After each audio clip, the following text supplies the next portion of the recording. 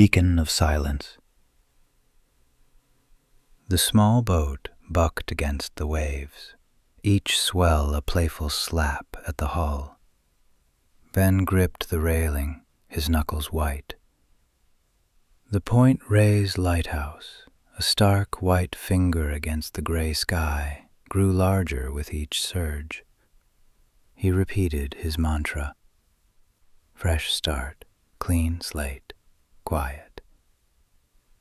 He'd traded the cramped confines of a Navy submarine for this, a solitary post, miles from civilization, a beacon against the vast Pacific. The boatman, a weathered man named Sal, cut the engine, letting the momentum carry them toward the small landing. "Welcome to your new home, son," Sal said, his voice raspy from years of salt air. "She's a beauty, ain't she?" Ben nodded, unable to articulate the mix of awe and trepidation churning in his gut. He hopped onto the stone dock, his boots heavy. Sal tossed him a duffel bag. "Supply boat comes every 2 weeks. Radio's your lifeline. Don't lose it." The climb to the lighthouse was steep, a winding path carved into the cliff face. The wind howled, a constant mournful cry. Inside, the air was thick with the smell of salt and old metal. A wiry older man with kind eyes and a shock of white hair greeted him. "You must be Ben. I'm Silas, the keeper. Glad to have you." Silas led him through the lighthouse, a guided tour of its heart. The massive Fresnel lens, a glittering jewel, dominated the upper level. "Magnificent, isn't it?"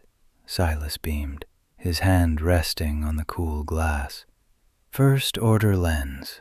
Sends a beam 24 nautical miles." He explained the mechanism, the clockwork gears that turned the lens, the history etched into every surface. Ben tried to focus, to absorb the technical details, but his mind kept drifting, pulled back to the claustrophobic confines of the submarine, the metallic tang of fear. His living quarters were Spartan but clean, a narrow bed, a small table, a bookshelf filled with dog-eared novels. A single window offered a breathtaking yet unsettling view of the ocean. After Silas left, Ben unpacked, arranging his few belongings with meticulous care. He brewed a cup of coffee, the rich aroma momentarily pushing back the ever-present scent of salt. As dusk painted the sky in hues of purple and orange, Ben stood by the window, watching the waves crash against the rocks below. The lighthouse began its rhythmic sweep, a comforting pulse in the gathering darkness. He took a deep breath, savoring the silence. It was profound, absolute. Ben fell into a rhythm. Days bled into each other, marked only by the rising and setting sun painting the ocean different shades of gray. He checked the lamp, polished the lens, and meticulously logged weather patterns. He'd even started talking to the gulls, though they never seemed particularly interested in his opinions on cloud formations. The radio room, however, was his sanctuary. He spent hours calibrating the equipment, replacing vacuum tubes, and meticulously cleaning the dials until they gleamed. Tonight, he was tracing a faint hum that had been plaguing the long-range transmitter. He tightened screws, adjusted capacitors, and listened intently through his headphones. The usual static crackled in his ears, punctuated by the rhythmic whoosh of the foghorn. Then he heard it, a whisper, so faint he almost dismissed it as static. He adjusted the tuning dial, his heart beginning to pound. There it was again, a garbled voice barely audible beneath the white noise. It sounded like someone pleading. "Help, please. Can anyone hear me?" Ben froze, his fingers trembling on the dial. He strained to listen, but the voice was swallowed by another burst of static. He fiddled with the frequency, trying to isolate the signal, but it was gone. He checked all the connections, ran diagnostics on the transmitter. Everything appeared normal. Must be atmospheric interference, he reasoned. The weather had been erratic lately, the wind howling with unusual ferocity. It was probably just some distant signal bouncing off the ionosphere, distorted beyond recognition. He told himself it was nothing, just the wind playing tricks on the radio waves. But a knot of unease tightened in his stomach. He couldn't shake the feeling that he had heard something, someone, desperately calling out. He took off his headphones, trying to clear his head. The rhythmic pulse of the foghorn filled the room, a familiar, comforting sound. He glanced out the window at the swirling mist, the beam of the lighthouse cutting through the darkness like a sword. He convinced himself it was nothing, just the loneliness getting to him. He would sleep on it. The code. Tonight, the rhythmic clicks resonated with a newfound clarity, a stark departure from mere static. They resembled language, unmistakably Morse. Ben's grip tightened around his pencil, the paper beneath his palm slick with nervous perspiration. Though the mournful chorus of voices persisted, weaving beneath the beeping, the coded rhythm hammered at his consciousness, demanding interpretation. He painstakingly adjusted the receiver, chasing a clean signal. Dot dash, dot dash. He transcribed the sounds with feverish energy, the tiny cabin feeling increasingly claustrophobic, the air thick with anticipation. Outside, the lighthouse beam knifed through the fog, its sweeping arc a relentless counterpoint to the frantic scratching of his lead. After an hour, his hand seized with cramps, and he ceased his efforts. He scrutinized the page, a chaotic tapestry of dots and dashes. He possessed a rudimentary understanding of Morse, enough for basic distress calls, but this was something altogether different, intricate, almost interwoven, as if multiple signals bled into one another. He managed to decipher broken pieces. Help, us, beneath, beacon. The words blurred on the page, each a chilling splinter lodged in his breast. Beneath the beacon, the warning, the voices, the code, a horrifying unity.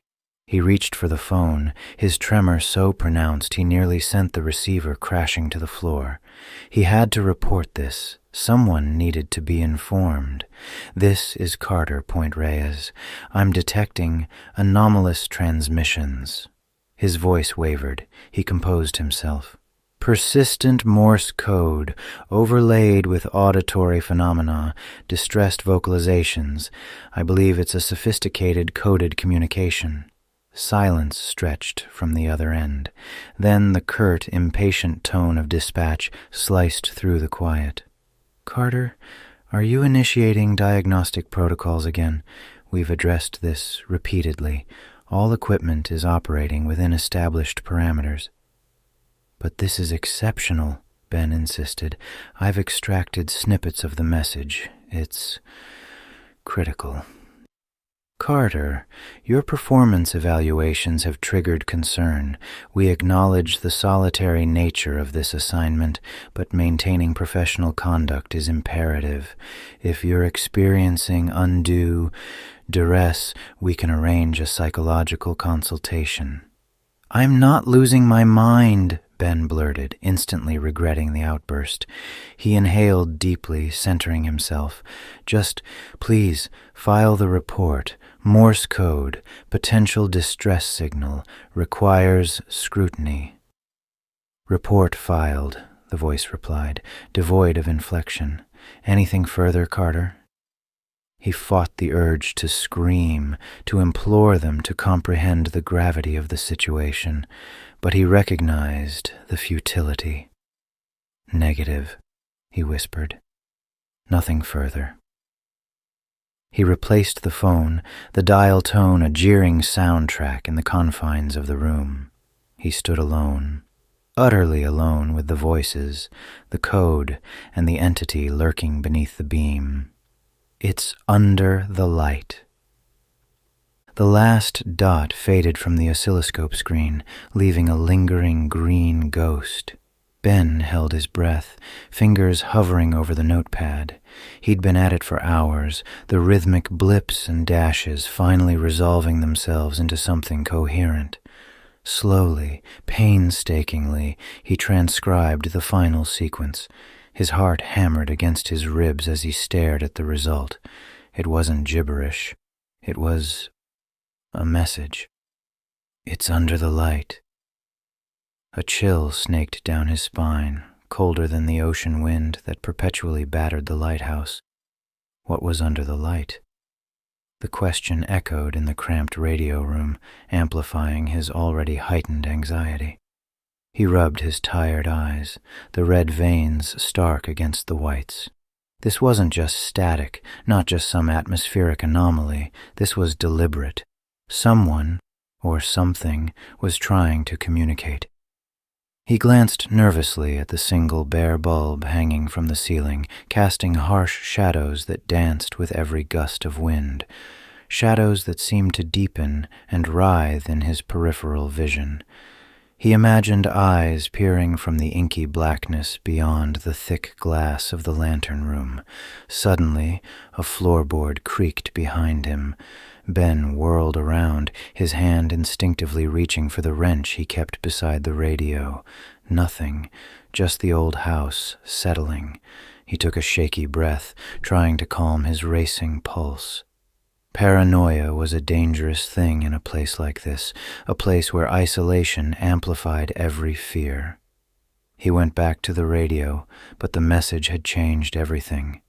Every flicker of the bulb, every groan of the wind, now seemed imbued with malevolent intent. He felt watched, scrutinized. He could almost hear whispers carried on the wind, unintelligible murmurs that scratched at the edge of his hearing. He jumped at a sudden tapping on the window. Rain, just rain. But the relentless drumming felt like insistent fingers, pressing, probing. He shut his eyes, squeezing them tight, trying to block out the sensory overload. When he opened them, the shadows seemed darker, more menacing. He had to get out. Just for a little while, he needed to breathe. He grabbed his coat and stumbled out of the radio room, the chilling message burning in his mind. It's under the light, storm's fury. The wind howled, a banshee wail that rattled the lighthouse windows. Rain lashed against the glass in sheets, blurring the world outside into a gray, churning mess. Ben gripped his mug of lukewarm coffee, the ceramic warm against his trembling fingers. He told himself it was the storm, just a particularly nasty nor'easter, nothing more, but the knot in his stomach tightened with each crash of thunder. He checked the radio again, fiddling with the dials. Static, just static. He was completely cut off. The mainland was gone, swallowed by the storm's fury. He swallowed hard. This was bad, even for Point Reyes. Suddenly, a voice crackled through the static, thin and distorted. Help. Can't. See. It faded in and out, like a dying ember. Ben leaned closer, his heart hammering against his ribs. Hello. This is Point Reyes Lighthouse. Can you repeat? Only static answered him. He adjusted the frequency, desperately searching for a clear signal. Then another voice, this one higher pitched, almost a scream. Under the light. It's under the light. The transmission broke off abruptly, replaced by a low, guttural moan that seemed to vibrate in his very bones. Ben recoiled, knocking over his coffee. The liquid spread across the control panel, a dark stain against the metal. He wiped it away frantically, his hands shaking so badly he could barely hold the cloth. He tried the emergency channel. Nothing, just the relentless roar of the storm, punctuated by those brief, terrifying snippets of sound. He felt a cold dread creep up his spine. He was alone. Utterly alone. He glanced at the lamp room above, the powerful beam cutting through the storm's darkness. It's under the light. The words echoed in his mind, amplified by the howling wind. He stared at the spiral staircase leading up to the lamp, his breath catching in his throat. He couldn't go up there. He wouldn't. But the radio crackled again, louder this time. A single desperate word, repeated over and over. "Help! Help! Help!" It was closer now, much closer, like the voice was inside the lighthouse with him. Ben squeezed his eyes shut, his hands clamped over his ears. He couldn't block it out. The sound was everywhere, a constant, agonizing plea. He was trapped with the storm and the voices and the growing certainty that something terrible was waiting for him in the darkness. The keeper's log.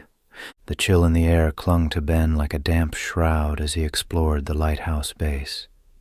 He wasn't sure what he was looking for, but something felt off. He ran his hand along the cold, rough stone of the walls, searching. Behind a loose brick, almost hidden by decades of accumulated dust, he found it. A small, leather-bound logbook, warped and waterlogged. He pried it open carefully. The pages were brittle, the ink faded, but he could make out the looping script. It was a keeper's log. The first few entries were mundane: weather reports, supply inventories, the usual lighthouse drudgery. But then the tone shifted. An entry from 1938 spoke of strange static on the radio, like whispers just beyond hearing. A week later, "Keeper McIntyre vanished last night. No sign of him, just the foghorn wailing like a banshee." Ben's breath hitched. He flipped through more pages. Another disappearance in 1951. Static again, worse than before. The light, it flickered, even with a full charge. Then, in larger, shakier letters, "He's gone. Said he saw something under the light. God help us." The next entry was years later, 1972. A new keeper, seemingly unaware of the history, filled the pages with optimistic reports. But then the whispers returned. Radio interference, distorted voices. They sound desperate. The final entry, scrawled in near illegible handwriting. "It's calling me. I can't resist. It's under the light." Ben slammed the book shut, his heart hammering against his ribs. A pattern, a terrifying pattern. Each disappearance preceded by the same radio disturbances, the same chilling phrase, "It's under the light." He stared at the swirling beam cutting through the fog outside. Was it just a coincidence? Or was there something malevolent lurking in the shadows, drawn to the Point Reyes Lighthouse like a moth to a flame?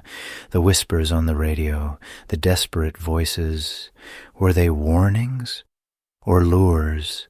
He felt a cold dread crawl up his spine, a chilling premonition of his own fate.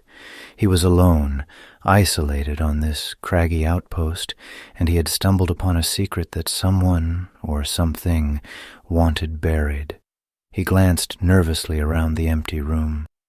"It's under the light," echoed in his mind, into the gale. The voices gnawed at Ben's sanity, an insidious scratching just beyond his grasp. He slammed his hands against his ears, a futile gesture as they spiraled inward, merging with the frantic tattoo of his pulse. He was imprisoned, not simply within the lighthouse's walls, but in the haunted gallery of his own skull. The scrape of his chair against the stone floor as he lurched to his feet was instantly devoured by the escalating shriek of the tempest. He had to silence them. He had to pinpoint their origin.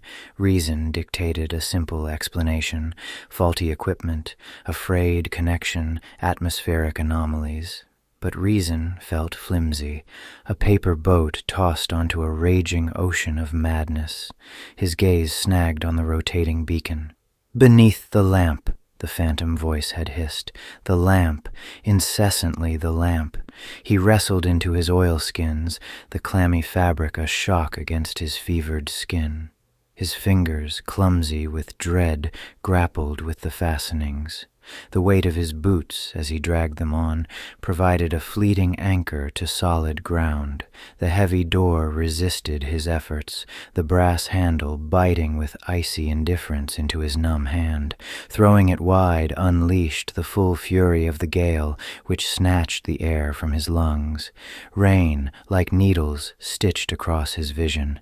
The wind became a predatory howl, ravenous for souls adrift in the storm. He lurched onward, the sucking mud clinging to his boots. The lighthouse beam knifed through the murk, a searing blade of luminescence. He peered, struggling to penetrate the inky blackness beyond its reach. The voices amplified, a cacophony of lament, urging him forward. Something flickered at the periphery of the light, a shadow, stretched and warped by the deluge and the chaotic air currents. He narrowed his eyes, but it vanished. Only the tempest, he insisted to himself, only the tempest. Yet a cold ripple of unease slithered down his spine. He wasn't alone in this maelstrom. Something lurked out there, observing, impatiently waiting. He advanced, drawn inexorably towards the cliff edge, towards the maelstrom churning far below. The voices were a lure, whispered promises of answers, of blessed surcease. He imagined a hand pressing against his shoulder. He spun around, but met only empty air, only the raging elements and the all-consuming abyss, the final broadcast. The storm raged outside, each gust a furious fist against the lighthouse walls. Ben gripped his flashlight, its beam cutting weakly through the downpour as he scanned the rocky cliffs below. The source. He had to find the source. The voices, the Morse code, all of it pointed to something out there, something drawn to the light. He adjusted his headset, static crackling in his ears. "This is Point Reyes Lighthouse. Can anyone read me?" A chorus of whispers answered, too faint to understand, overlaid with the incessant hiss of the storm. Then, clearer than before, a single voice cut through the noise, laced with static, yet undeniably aimed at him. "Ben, it sees you, Ben." He recoiled, nearly dropping the flashlight. His breath hitched. "Who's there?" "What do you want?" Only static replied.